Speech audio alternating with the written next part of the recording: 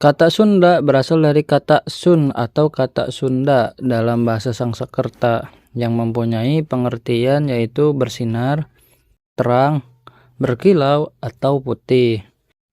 Nah, nama Sunda ini mulai digunakan oleh Raja Punawarman pada sekitar tahun 397 untuk menyebut ibu kota kerajaan Tarumanegara yang didirikannya. Jadi orang-orang Sunda atau biasa disebut suku Sunda adalah orang-orang keturunan dari kerajaan yang didirikan oleh Raja Punawarman ini, yaitu seorang raja pertama dari kerajaan Tarumanegara. Nah, ketika Tarusbawa menjadi penguasa Tarumanegara yang ke-13, kerajaan Tarumanegara ini akhirnya hendak dirubah namanya menjadi Sunda oleh beliau. Namun ketika beliau ingin merubah nama kerajaan Tarumanegara menjadi Sunda, Sang Reti Kandanyun tidak setuju akan hal itu. Sang Reti Kandanyun sendiri adalah mantu dari Linggawarman bersama dengan Tarusbawa juga. Jadi Linggawarman, yaitu raja sebelum Tarusbawa nih, atau raja ke-12, memiliki dua mantu nih, yaitu Sang Reti Kandanyun dan Tarusbawa. Nah, ketika Linggawarman wafat, kerajaan Tarumanegara ini pindah kekuasaan ke Tarusbawa, bukan ke Reti Kandanyun. Nah, si Tarusbawa ini merasa pamor kerajaan Tarumanegara mulai turun, yang membuat akhirnya dia memutuskan untuk menjadikan ibu kota dari Tarumanegara ini menjadi kerajaan Tarumanegara yang baru. Dan kerajaan Tarumanegara berganti nama menjadi Sunda. Begitulah saran beliau kepada para petinggi kerajaan Tarumanegara kala itu. Namun ketika beliau menyarankan hal itu, beliau ditolak oleh Sang Reti Kandanyun, yang akhirnya membuat kerajaan Tarumanegara ini terjadi percikan perselisihan di dalam kerajaan karena hal ini.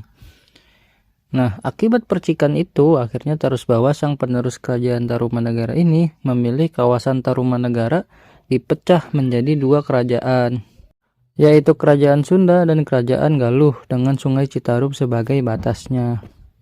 Saran itu disampaikan oleh Tarusbawa karena beliau merasa kerajaan Tarumanegara benar-benar sudah sangat lemah dan hilang pamornya. Maka dari itu beliau memecah kerajaan Tarumanegara ini menjadi dua bagian, yaitu kerajaan Sunda yang dipimpin oleh beliau dan kerajaan Galuh yang dipimpin oleh Sang Reti Kandanyun. Nah, saran itu pun akhirnya diterima oleh para petinggi kerajaan, karena para petinggi kerajaan juga merasa bahwa pamor kerajaan Tarumanegara sudah kehilangan pamornya juga. Nah, sejak saat itu, kerajaan Tarumanegara ini terpisah menjadi dua kerajaan, yaitu Kerajaan Sunda dan Kerajaan Galuh. Nah, setelah perpisahan itu, dua kerajaan ini pun ternyata cukup makmur. Dan saran dari Tarusbawa untuk menjadikan Tarumanegara menjadi dua kerajaan ini sangatlah dipuji oleh dua pimpinan dari dua kerajaan ini setelahnya. Dan dua kerajaan ini sering disebut juga sebagai kerajaan kembar kala itu. Nah, dua kerajaan ini pun cukup lama berdiri dengan raja-raja yang berbeda-beda dalam setiap generasinya. Namun ketika kerajaan Sunda dipimpin oleh raja yang ke-18, kerajaan Sunda ini setelahnya dikatakan tidak punya pemimpin lagi kala itu. Nah, ketika kerajaan Sunda ini tidak punya pemimpin, para petinggi kerajaan pun akhirnya mampir ke Galuh dan bertemu dengan Prabu Syahyang Ageng, yaitu raja dari kerajaan Galuh kala itu, untuk meminta saran bagaimana kerajaan Sunda akan berlangsung. Nah, Prabu Syahyang Ageng pun menyarankan kepada para petinggi dari kerajaan Sunda ini untuk menyatukan kerajaan Sunda dan kerajaan Galuh menjadi satu, karena dua kerajaan ini dulunya memang adalah satu. Nah, para petinggi pun menyetujui hal itu karena memang sejarah dua kerajaan ini memanglah demikian, dan dua kerajaan ini sama sekali tidak ada perselisihan yang cukup besar hingga terjadi konflik di kedua kerajaan ini. Maka dari itu para petinggi setuju untuk menyatukan kerajaan ini.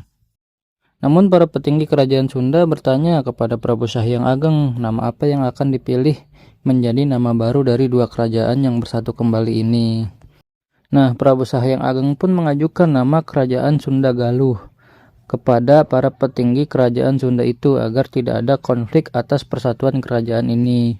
Nama itu pun disetujui dan sejak itu Kerajaan Sunda Galuh terbentuk dan Prabu Syahyang Ageng dikatakan dipilih menjadi raja dari Kerajaan Sunda Galuh yang pertama ini. Dan kala itu akhirnya ada sebuah tradisi yang dimana Prabu Sahyang Ageng sering berpindah atau bergantian dalam memerintah wilayah kerajaan Sunda Galuh ini. Jadi kayak suatu waktu di Sunda, suatu waktu ada di Galuh gitu guys. Nah, kerajaan ini pun akhirnya makmur karena dipimpin oleh beliau, dan kerajaan ini juga setelah beliau wafat digantikan oleh raja-raja yang lain, cukup makmur juga. Namun ketika Majapahit berdiri dan dikatakan kala itu Hayam Wuruk ingin mempersunting atau ingin memperistri putri dari Prabu Linggabuana, yaitu Dyah Pitaloka, kerajaan Sunda Galuh pun akhirnya mengalami sedikit kemunduran karena hal ini. Nah, awal mula kerajaan Sunda Galuh mengalami kemunduran adalah ketika terjadi Perang Bubat. Nah, Perang Bubat ini bermula dari rencana perkawinan politik antara Hayam Wuruk dengan Dyah Pitaloka Citra Resmi, yaitu seorang putri dari Raja Sunda Galuh, yaitu Prabu Linggabuana atau Niskala Wastu Kancana. Nah, Dyah Pitaloka sendiri dikatakan sebagai gadis dengan kecantikan yang luar biasa kala itu.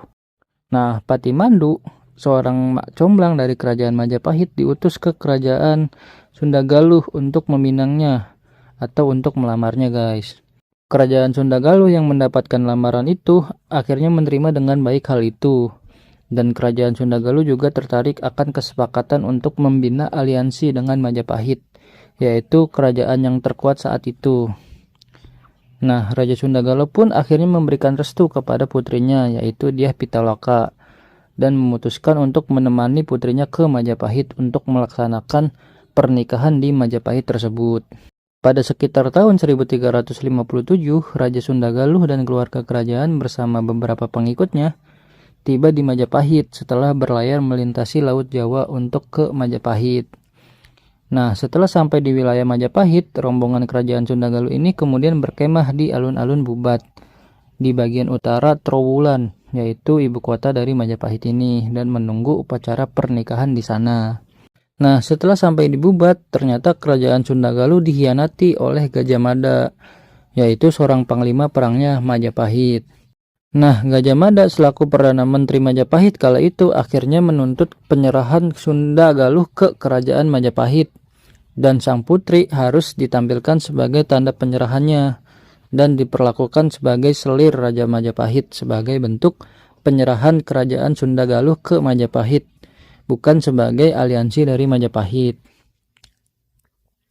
Jadi Gajah Mada tuh kayak bilang tidak ada aliansi, patuhi Majapahit. Gitulah guys. Nah, Raja Sunda Galuh kala itu akhirnya marah dan merasa terhina karena mendengar maksud yang disampaikan oleh Gajah Mada ini, dan memutuskan untuk pulang meninggalkan Bubat. Namun Gajah Mada tidak mengizinkan kerajaan Sunda Galuh untuk pulang, dan Bubat pun ternyata sudah dikepung oleh Gajah Mada beserta para pasukannya. Karena hal itu akhirnya perang pun terjadi di alun-alun Bubat ini antara tentara Majapahit dan keluarga kerajaan Sunda Galuh. Nah, pertempuran itu pun tidak seimbang karena kerajaan Sunda tidak membawa perlengkapan perang yang memadai, sedangkan Majapahit benar-benar siap akan perang ini. Beberapa sumber menyebutkan bahwa orang-orang Sunda dikatakan berhasil mempertahankan alun-alun dan sempat menyerang balik pengepungan Majapahit beberapa kali.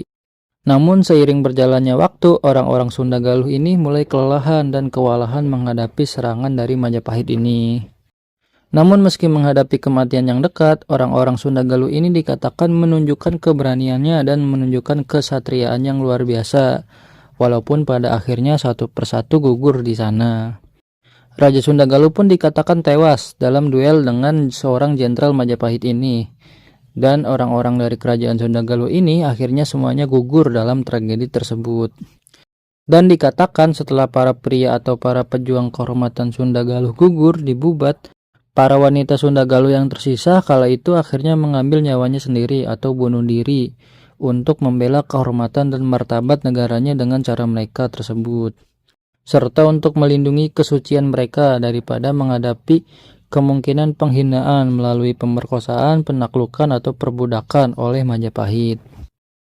Prabu Maharaja Linggabuana Wisesa yang gugur di Bubat pun dipuja oleh orang-orang Sunda Galuh atau rakyat Sunda Galuh dan dijuluki Prabu Wangi, yang memiliki artian raja dengan aroma yang menyenangkan.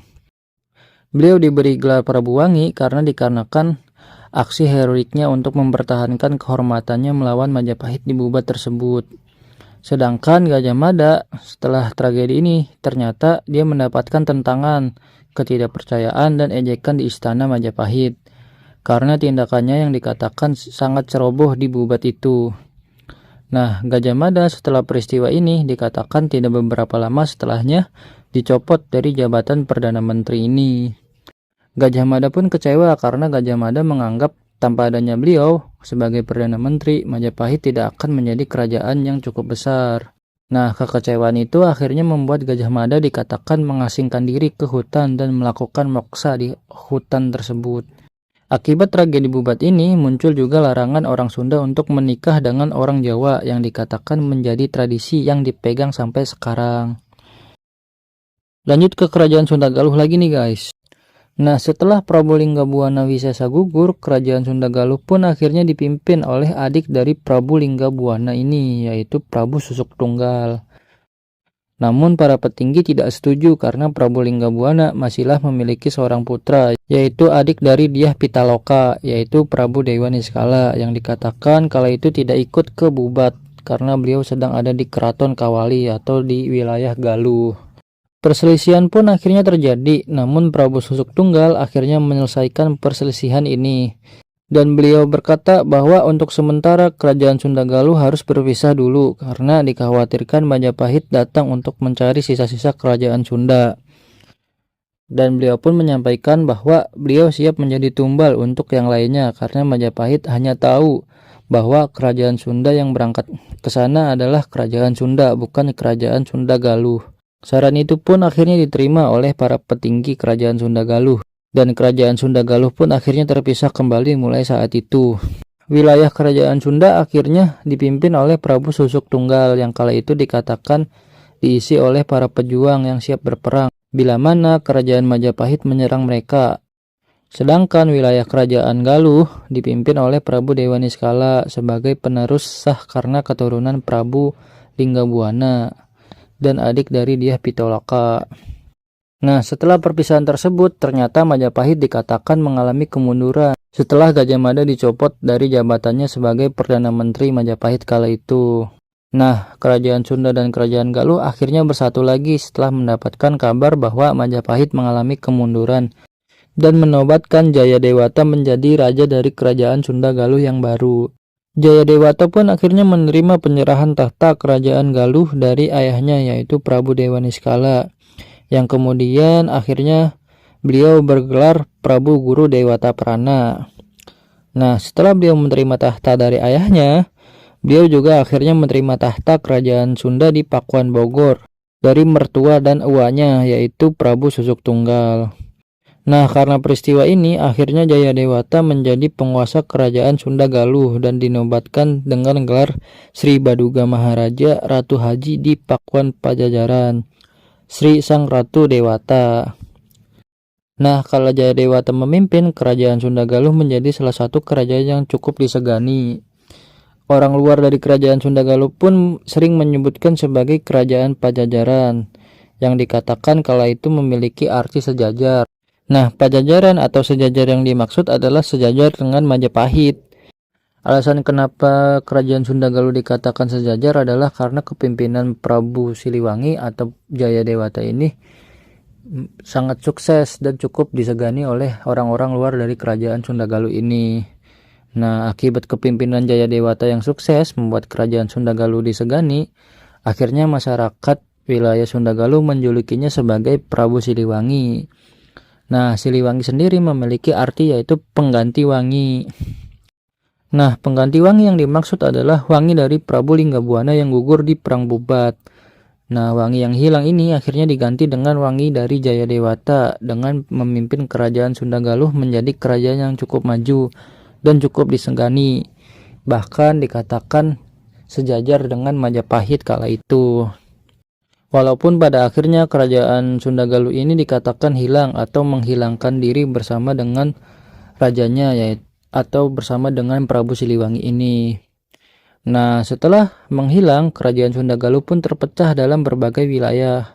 Orang-orang Sunda Galuh pun tersebar di berbagai daerah. Nah, ketika Belanda datang ke NKRI, Belanda akhirnya menamai suatu kumpulan atau suatu kelompok menjadi suku untuk memudahkan Belanda dalam menyebutkan suatu daerah atau suatu kelompok pada saat Belanda ini datang ke Indonesia. Nah, kala itu akhirnya terbentuklah berbagai macam suku seperti suku Sunda, suku Jawa, suku Minang, suku Betawi, dan lainnya. Nah, suku Sunda sendiri dikatakan berawal dari orang-orang yang mendiami wilayah Banten kala itu atau mendiami Kesultanan Banten kala itu. Dinamakan suku Sunda karena mereka memiliki bahasa sendiri yaitu bahasa Sunda, dan juga mereka meyakini bahwa mereka adalah keturunan kerajaan Sunda. Karena hal itu akhirnya Belanda menyebutkan wilayah Kesultanan Banten itu disebut sebagai wilayah suku Sunda. Nah, seiring berjalannya waktu, ternyata bukan wilayah Banten saja yang berbahasa Sunda, tapi di wilayah lainnya juga. Namun Belanda tetap memanggil orang-orang yang berbahasa Sunda atau yang memiliki keterikatan dengan Sunda disebut oleh mereka sebagai suku Sunda. Nah, itu dia guys, asal-usul suku Sunda. Nah, kalau kalian masih ada yang belum paham tentang penjelasan asal-usul suku Sunda dalam video kali ini, silakan tulis di kolom komentar ya guys. Dan juga gue minta maaf nih bila mana gue ada salah kata dalam penjelasan kali ini. Oke, terima kasih yang sudah mampir.